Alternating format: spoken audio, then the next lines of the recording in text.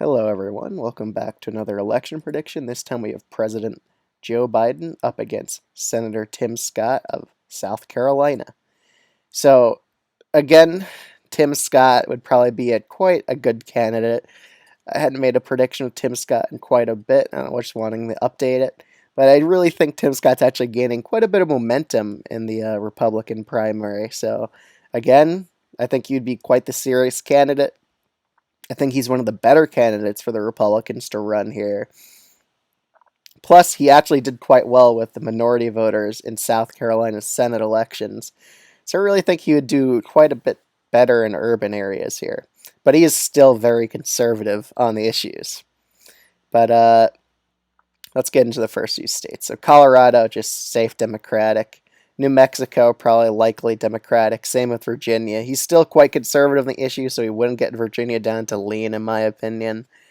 But in Florida, he would do quite well. Same with Texas. He's the type of Republican to keep these for sure in the likely column. He's pretty conservative. He would win over most of the Republicans here, and he's not too controversial like DeSantis or Trump. He doesn't have the baggage they have now at this point.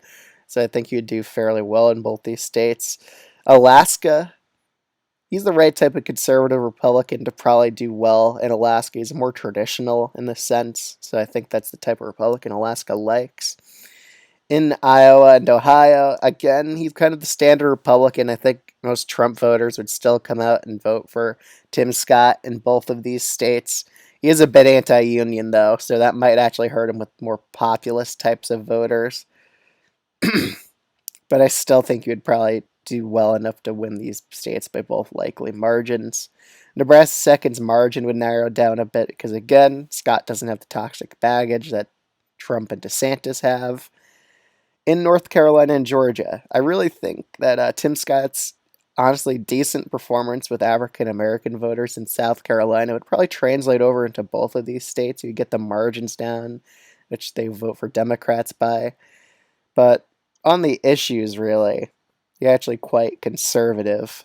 Affordable Care Act should be repealed, but Trump supports that as well. Taxes should be reduced. He wants to really just change the taxing system quite a bit, which is pretty radical. But again, he only supports a 20-week abortion ban, which is not super unpopular. He is very anti-union on labor issues. Foreign policy is a bit hawkish, especially on China as well. North American Free Trade Agreement he wants to go back into, but is that really that big of an issue anymore? Because that was all the way back in like 2018. But I could see that kind of hurting him a little bit in the Rust Belt because they're anti-free trade. He's very not for doing really much about the issue of climate change either. But other than that, he showed he's disagreed with Trump in the past.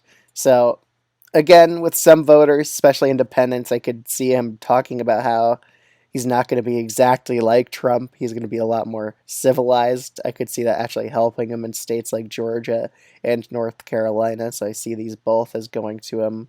North Carolina probably by 4. He's probably a pretty good candidate for this state, while Georgia goes to him by 2%.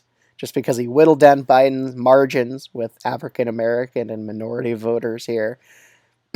Because again, he does have solid performances in South Carolina. I really think you'd do a bit better among them. Plus, he's a lot more of a traditional Republican, so he wouldn't be as toxic to those urban voters. In Arizona and Nevada, I do think he would do quite well with independents here, and Arizona would probably win it by about 1.5% or so against Joe Biden, because again, Biden's quite unpopular in some polls. He's only at like 40% favorability, so Tim Scott could just try to present himself as a more favorable candidate. In Maine at large, again, he's still pretty conservative on the issues, so I still think it's going to be safe Democratic. While Maine's second probably goes to him by a lean Republican margin. In New Hampshire, I could see him getting the margin down to lean, but still, it's a very socially liberal state, and Tim Scott's pretty socially conservative. Minnesota, again, Tim Scott's not super populist on the issues, especially on the issue of free trade, so I still think it'll be likely Democratic here. Probably a Democratic win in Michigan. But again, I think Tim Scott would do a bit better with minority voters than Trump has, quite a bit. I think he would definitely reduce the margins Biden has among them just based off his previous electoral performances. So really, this election comes down to Tim Scott. He just needs to win one of these two Rust Belt states. I mean, even if he wins Nevada, and right now I think you'd probably narrowly squeeze out a victory there. He does support some abortion restriction, but it's not super like unpopular for a 20-week ban. I think that's actually kind of supported by a majority of people in America.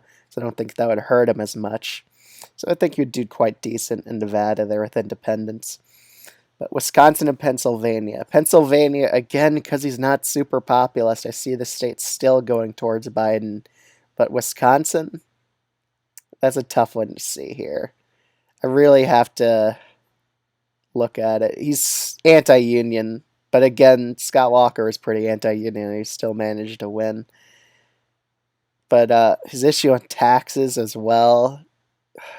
Seems like he wants to cut it like way too much. And the tax thing he was advocating for was something like the sales tax, which DeSantis was advocating for. Honestly, just based on how he's not extremely populist and he's made his positions on economic views like quite right wing and just not populist at all, I think Biden would narrowly get a win against him here. So the election's literally decided by 2 electoral votes. Pretty darn close, but I think Tim Scott would be a pretty decent candidate. It's just that he's not as populist, which would hurt him in the Rust Belt here. But that's my election prediction if it was these 2 candidates. I would really appreciate it if you were to subscribe to the channel, and please leave a comment down below.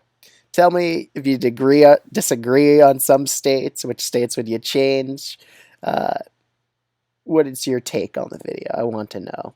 But in terms of the popular vote here, Biden probably wins the popular vote by about 2% or so against Tim Scott.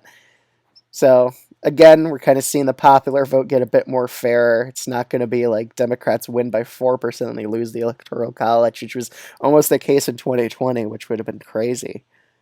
But for now, I think this will be the matchup. Pretty close election. Probably the closest in a very, very long time. Okay, see you all in the next video.